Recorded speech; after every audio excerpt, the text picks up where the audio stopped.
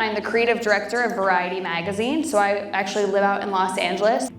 Haley Kluge, a MIPA and Michigan State alum, has quickly grown to be one of the most prominent young females in the media workplace. From working as a creative director at Variety to being featured on Forbes' 30 Under 30 list, she quickly climbed up the ladder of success. But where did she get her start? I started MIPA when I was a sophomore in high school. Really, I joined, I would say, my freshman year, but my first experience at camp was when I was a sophomore in high school. And that was really the first touch outside of my high school that I had any sort of design experience. And it was my first really in-depth experience with design. So talking with the instructors and learning more about design and things like that is really where it kind of expanded my love and appreciation for it, and really kind of what jump-started my career.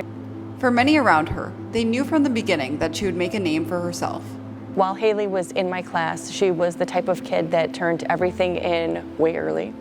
It was always exceptional, always looking for feedback, and wanted to see where she could push herself to get to the next level. So it wasn't just, did I get an A on this? It was, well, how did this look and how can I make it better next time?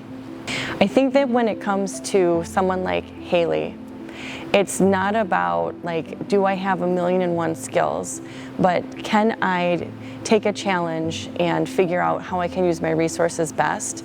And I think that's what I like most about working with Haley, is that I can see her work collaboratively, but when a job needs to be done, like at the end of the night, if it's not, I know it will be, because she's gonna get it done. Showcasing her work, Haley's journey turned from summer camp at MIPA to summer internships at various print companies. I always joke, but I think it's true. I watched 13 Going on 30 so many times as a kid, and The Devil Wears Prada so many times as a kid, and I just saw that magazine world, and I just fell in love with it. I thought it was so interesting and compelling, and it looked so glamorous and cool. And I was like, I want to do that, right? It was just something about that environment that was so appealing to me. My first major internship at Good Housekeeping magazine in New York, having that first experience of a magazine newsroom was such a validating experience, right? Like being in that space, feeling comfortable in that space, like knowing that this was a safe space to create and explore. I think that is honestly when I first kind of was like, okay, we're going somewhere with this. This feels right to me.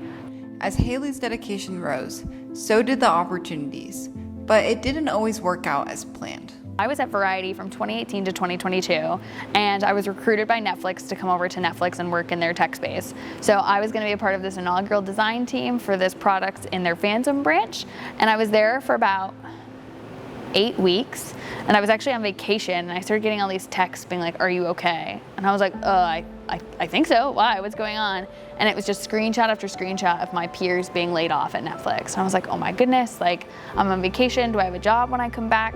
So I came back from vacation. About 3 weeks later, it was in the middle of an afternoon on a Tuesday, and all of a sudden my Slack just gets cut off. My email gets cut off, all that stuff. And so all of a sudden it was like an hour had passed. I hadn't really heard of anything. And sure enough, I got an email from the company saying there had been reciprocity. They had identified and that certain roles were being eliminated, and mine was one of them. So I just left this very stable job at Variety. I was there for 3 years at that point for a job that after 8 weeks I got laid off, and I was panicked, right? I was like, oh my goodness, what did I do? This is the biggest mistake of my life. Thankfully, I was able to, within actually a couple days, Netflix reached out and said, we're so sorry. Actually, we would love to have you back on the team. So my layoff experience was not the norm. It was only a couple days, but even just that like couple days of fear of what am I gonna do, you know, and I ended up taking a couple weeks doing other freelance projects I had committed to in the meantime, and then I did inevitably go back to Netflix and stayed there for about another year before I boomeranged back to Variety. Support from mentors and parents allowed her to continue to trust herself and understand she was on the right path. We always encouraged her to do anything whatever she wanted to do, we would do our best to make it happen. Sometimes we'd be there at her kitchen table with her putting together notebooks for a presentation for hundreds of kids. But we'd try and help her any way we could. We were thrilled for her. We were happy to see her succeed. I'm not surprised, but it's amazing the track, because truly with a journalism career, I thought she would be in poverty land, and you just never know how that's going to, because everybody said print's dead, but she proved that print is not dead and has been a roaring success. The reassurance from people around her carried her through times when she needed to believe in herself the most. It's so interesting because not only am I pretty young for what I do in my career, I also look pretty young. Like, I'm 5 foot on a good day. You know, I'm pretty tiny.